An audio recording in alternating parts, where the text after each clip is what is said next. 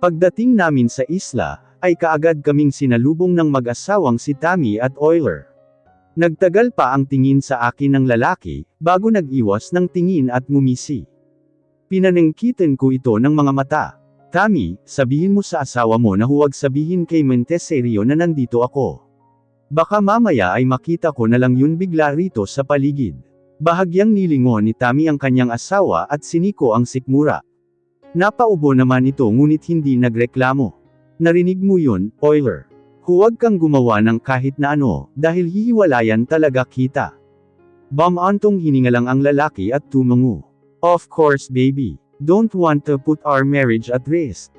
I just rolled my eyes, when he dipped his head and kissed my friend in front of me. Papasok na kami sa cabin Tam. Papahinga na muna kami. I kissed her cheek. I was about to leave, when she held my wrist. Kunot noo ko itong nilingon. I saw her pouted. Mas lalo pa itong lumapit sa akin bago bamulong. Bakit magkasama sa iisang cabin si Raph at Mia? Nakangiwi nitong bulong sa akin. My eyes grew wide. Really? I didn't know that. Yes. Katabi lang ng cabin yun ni Indy. Subukan mong makinig ha. Baka may umano mamaya. I laughed before slapping her shoulder jokingly. But really, hindi ko alam kung anong nangyayari, basta may koneksyon akong nakikita sa kanilang dalawa, ni hindi ko maipaliwanag. And then this happened. Bakit pumayag si Raph na sa iisang cabin lang sila? Isn't suspecting. Napahagikak ako nang makapasok sa loob ng cabin. Indira was looking at me weirdly, kaya kaagad akong napatikhim. Where's your uncle and tita baby? I asked. She pouted and crossed her arms. Saplada itong nag-iwas ng tingin, and she even stomped her feet like she was irritated of something. Lumapit ako rito at tinabihan siya sa sofa. Why do you look so grumpy, Indira? Did something happen? I asked softly. Inalis ko ang ilang tikwas ng buhok sa kanyang mukha. At isinabot ito sa kanyang tainga. I don't know with those two mom. They're in a hurry and just left me here, kahit wala pa ikaw. And when I asked Uncle Raph why is he and Tita Mia in a hurry, he then answered that they'll make me a playmate daw. Gagawa sila playmate ko, pero they're taking too long. I'm waiting here 4 minutes na oh. Napahalakhak ako sa tinuran ng aking anak. She looked at me weirdly again, and I just carried her in my arms. Mas mabuti nang sa kwarto muna kami. We'll play a music too, dahil baka may marinig kaming kung anong tunog mula sa kapitbahay namin dyan. Indira and I rested for almost 2 hours. She was still in her deep sleep, kaya nauna akong bumangon rito.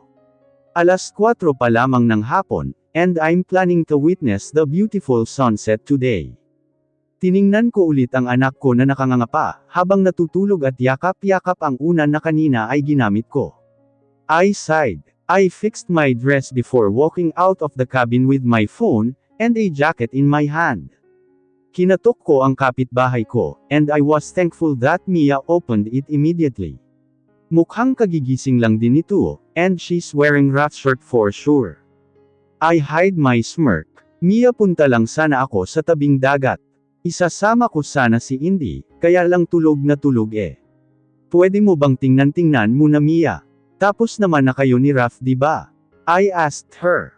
Nakita ko ang pagpula ng mukha nito, bago tumikim at sinaman ako ng tingin, tingnan mo ta. Ayaw pa umamin. Sinasabi mo dyan, umalis ka na nga at babantayin ko ang anak mo. I smiled at her sweetly. Masama ang loob ni Indira Mia. Bakit daw ang tagal nitong gumawa ng playmate niya? Nanlaki ang mga mata nito, and before she could even speak, at tumakbo na ako para makalayo rito. Pagdating ko sa may tabing dagat, ay kaagad kong nilapag ang dala kong jacket sa buhangin at doon umupo.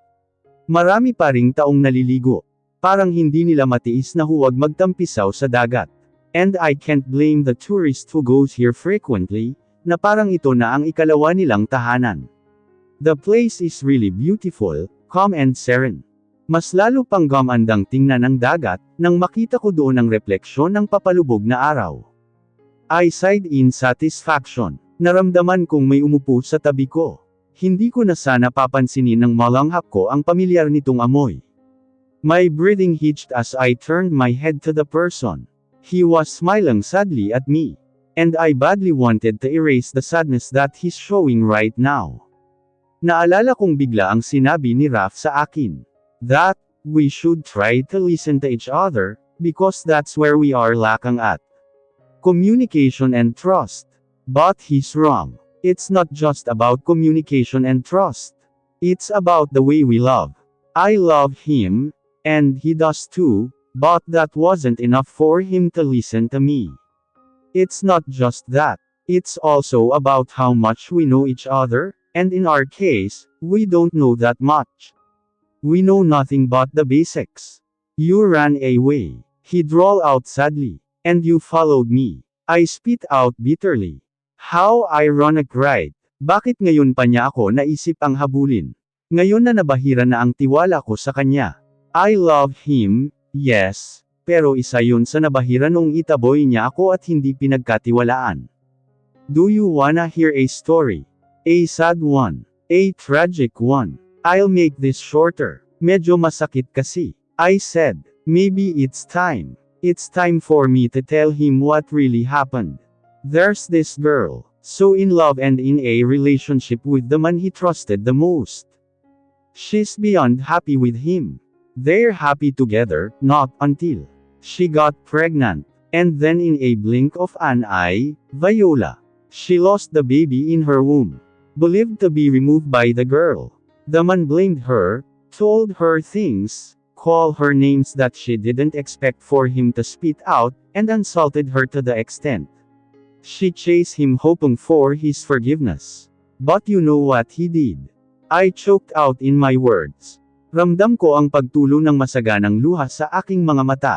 She grieved and mourned, but the man mourned in another way. He loved another woman, fell for another woman, and the girl he left, grieved and mourned for her broken heart and for the loss of her child. And you know what's more heartbreaking? It's her twin that he loves. She suffered a lot, till the man mistakes her for her twin. Something happened. She got pregnant again, and got hated by her whole family more than they could ever do. She almost lost her baby again. But the baby's a fighter. Like her mother, they both didn't give and decided to start over. A happy life and a less toxic living. I sobbed hardly after saying all that. Maya-maya ay narinig ko na rin ang mahina niyang hikbi, na hindi ko higit na inaasahan sa kanya.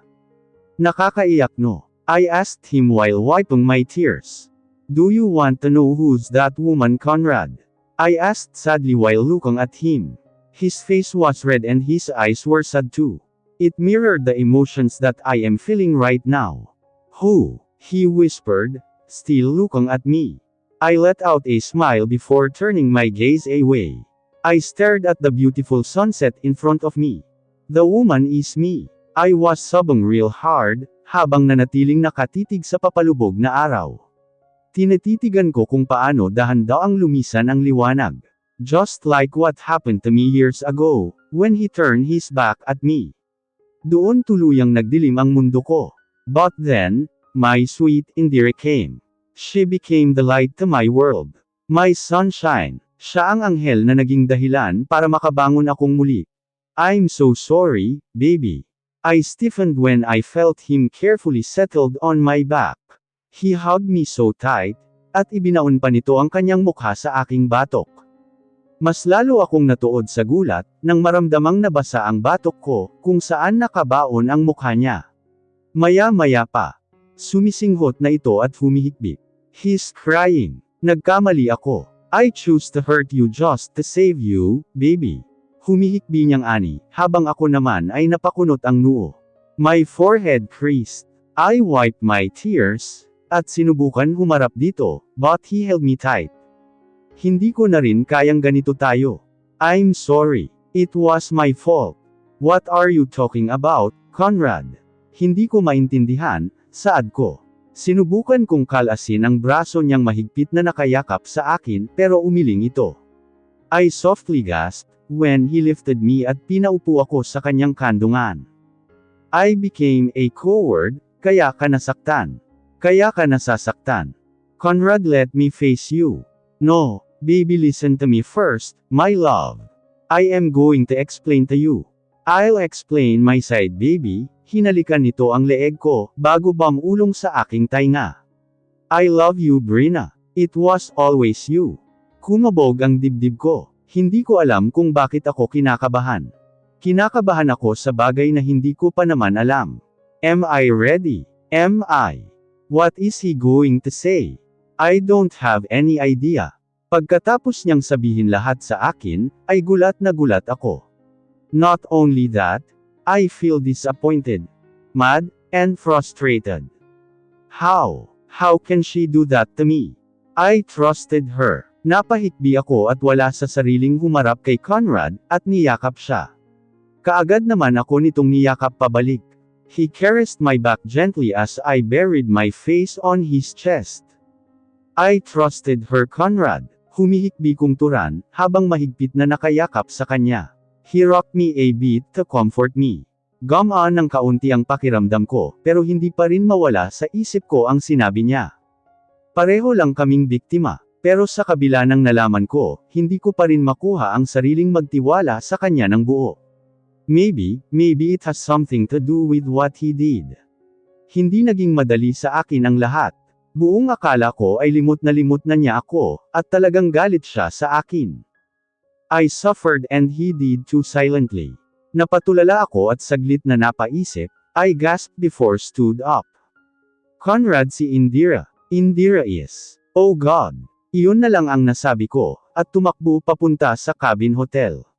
Conrad called me pero hindi ko yun pinakinggan. Malakas ang kabog ng dibdib ko, habang papalapit sa cabin. Ramdam ko naman ang pagsunod ni Conrad sa akin, and I know that he's panicking now too. I left Indira. Kaagad kong binuksan ang pintuan ng cabin. I found Indira's eyes and she was smiling at me slightly.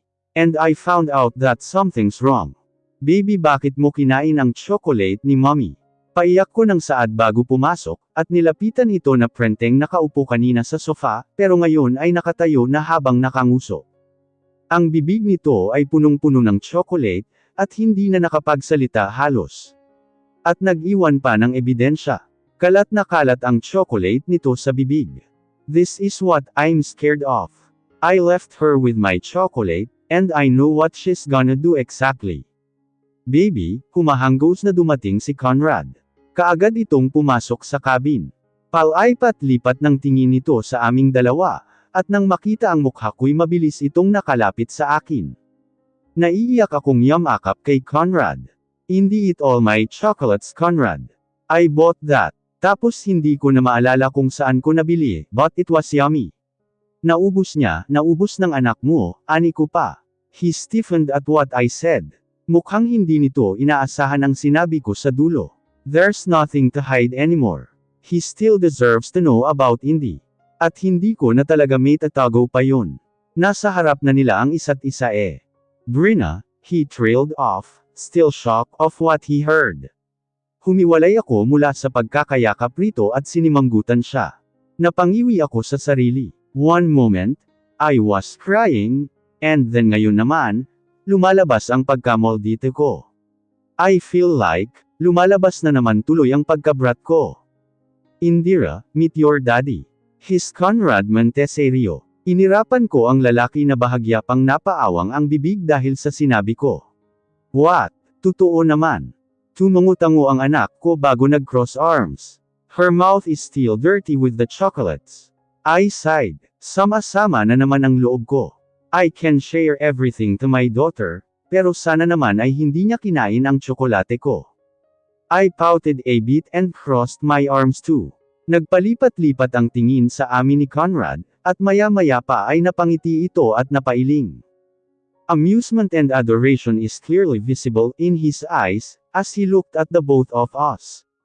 Mom, I know him. I did my own research. Ayaw mo kasi i-introduce si Daddy kaya I research. Proud na sabi ni Indira kaya napangiti ako. Daddy ko, you make cargo me. You didn't cargo when I was a baby, so before I'll have a boyfriend who'll carry me too. You carry me first cause you're my daddy, nakataas ang isang kilay na ani ng anak ko, habang nakatingin sa ama niya, na ngayon ay dahan-dahan ang napasimangot.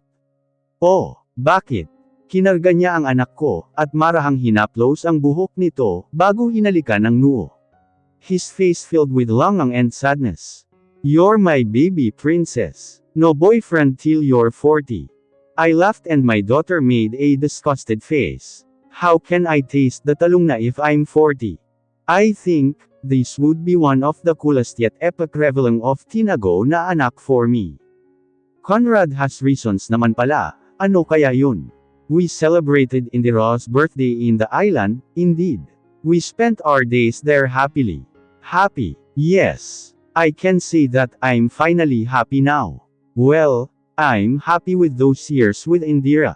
But seeing her this, happy being with his father is what makes me happy too. It makes me fully happy. I'll go first baby. I really have to do something. Hindi ko ito pinansin at nanatiling nakasimangot. I don't know why though. Babalik lang naman siyang Manila, to fix something, pero heto ako, sobra-sobra ang pag-iinarte. Huwag ka nang bumalik kung ganon, ani ko pa at tinalikuran siya. Narinig ko naman ang marahas niyang pagbuntong hininga. Hindi ko naman sinasadyang ganito eh. Hindi ko alam kung bakit sobra ang pabago-bago ng mood ko ngayon, and it's frustrating me. Minsan ay sweet ako sa kanya, pero kadalasan ay nag-iinarte at nagsusungit. No baby, ipapasundo ko kayo dito. You'll ride a chopper, baby para mas mabilis. Mauuna lang ako dun, pero susunod naman kayo. Hindi. Ayaw ko pa rin. Bakit kasi hindi na lang kami magsabay dun? Would that make any difference? Uuwi rin naman so bakit pa pinapatagal? Umalis pa rin si Conrad kahit na hindi ako pumayag. Masamang masama tuloy ang loob ko, habang naglalakad ng mag-isa sa gilid ng beach. Maaga pa lamang at yun pa talaga ang ibubungad niya sa akin. Tulog na tulog pa nga ang anak niya pero ginising niya pa rin ako para magpaalam. Parang show nga, edi umalis siya. Napanguso ako habang hawak ang kwentes na ibinigay niya sa akin kahapon. We were both under the shits. Of course, after we made, he suddenly gave this to me. He made me wear this, and he said that I should keep this. Dahil special daw ito. Iritado pa rin ako sa kanya, kaya tatanggalin ko to sa leeg ko. Pagkatapos kong matanggal, ay kaagad ko itong tinitigan. What's special about this? Kung titingnan ay sobrang mahal talaga nito, but what else makes it more special? Kasi siya ang nagbigay. Corny. Ibinulsa ko kaagad ito at nagsimula ulit na maglakad, pero kaagad ring napahinto nang may humawak sa braso ko. Marahas at mahigpit iyon kaya napalingon ako, only to be greeted by a strong punch from someone I didn't know. My world turned black as I collapsed on the white sand of the beach. Nagising ako nang maramdaman ang pagpasok ng tubig sa aking ilong. The impact of the water thrown to me almost made me fall. Good thing, my feet immediately reacted. I coughed so hard, bago dahan-daang minulat ang aking mga mata. I looked at my surroundings, and I panicked when it was pure black. I can't see anything. Parang bumalik ako sa lugar kung saan ako. No, no, no. I can't forget this place. Ito ang lugar kung saan ako sa pilitang pinainom ng gamot, na pampatanggal ng bata. Kahit madilim ang buong paligid, ay ramdam na ramdam ko. Ramdam ko kung nasaan ako, and I am back to the same place where I almost lost my mind. Gagawin na naman nila sa akin yun. Pipilitin nila akong painomanon. They'll remove my baby. Napaiyak ako. My head started to throb painfully, siya na naman ang gumawa nito sa akin. Well, I gasped when I heard that familiar voice. I gritted my teeth angrily. Turn on the light. Mukhang gising na ang bisita. Napapikit ako nang tumama sa akin ang nakakasilaw na sinag mula sa ilaw. I adjusted my eyes on the light and there, I saw her, sitting on the chair while smirking at me. Hello there twin, Beatrice, I shouted. Nagpumiglas ako mula sa pagkakagapos sa akin, pero masyado yung mahigpit para makawala ako. Isa siya sa mga pinagkatiwalaan ko, dahil buong akala ko ay mabait siya. Pero hindi, Masama siyang nagtatago sa katawan ng isang tao. And so can't believe that she's my twin. Kinasusuklaman kong may kapatid akong kagaya niya. O huwag mo nang subukang kumawala dyan, dahil hindi mo rin yan magagawa. Mamamatay kang walang kalaban-laban, Brina. And then after that, ako na ang papalit sa'yo. Ako na ang mamahalin ni Conrad. She shouted at me. Marahas itong tumayo mula sa kanyang pagkakaupo, at lumapit sa akin. I throw her my deadliest glare. Ilusyonada, hinding-hindi mo makukuha si Conrad. Oh, I will, my twin. I will. Nagawa ko na nga yun noong una, diba? But this time, I'll make sure na magtatagumpay na ako. Magtatagumpay ako, dahil tuluyan na kitang aalisin sa mundong ito. She shouted before letting out a victorious laugh. I gritted my teeth. Galit ako sa kanya, pero sa kabila nun, ay hindi ko pa rin maiwasang makaramdam ng awa. She lost her mind. She's too obsessed with Conrad, kaya nagagawa niya ito. Bakit mo nagawa sa akin to? Kambal tayo, Beatrice, umiiyak kung saad. I want her to understand, that despite if what she did, ay kapatid pa rin ang turing ko sa kanya. We had a strong bond. We're twins. Nagdadamayan dapat at hindi nagkakasakitin. Oh, that's because you're a witch. I don't have any reason why I'm doing this. I just simply hate you, for being you. I grunted in pain when she held my hair tightly. I called desperately, umiyak. Conrad, please come and save us. I'm pregnant, for God's sake. Tama na, please. No way. I hate you. Wala akong ibang nagawa, kundi ang tiisin ang pananakit niya. Iniiwasan ko lang na tumama ang mga kamay niya sa tiyan ko, dahil baka kung anong mangyari sa anak ko. I don't want to lose my baby again. No, not again. Give me that armas, at pasasabugan ko ang utak ng babaeng ta. Napasinghap ako, at mas lalong napaiyak sa isinigaw ng kakambal ko. I don't want to die yet. Gusto ko pang makitang lumalaki ang indire ko. Gusto ko pang iluwal ang pangalawa naming anak ni Conrad.